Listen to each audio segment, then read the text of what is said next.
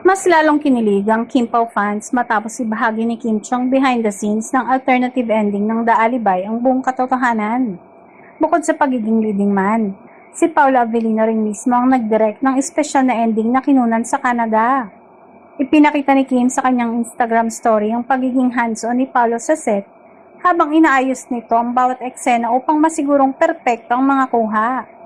Sa kanyang caption, pinasalamatan ni Kim ang lahat ng sumuporta sa serye at ibinunyag na ang huling eksena ay kinunan sa Canada sa direksyon mismo ni Paolo.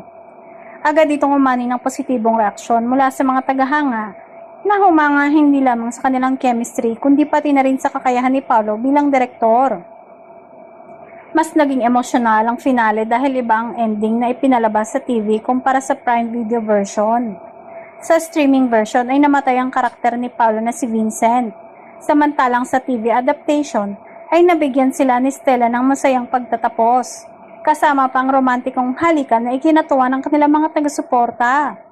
Bumaha ng positibong komento ang social media kung saan sinabi ng maraming Kim Pao fans na ang alternative ending ang naging healing matapos ang malungkot na pagtatapos ng naunang version.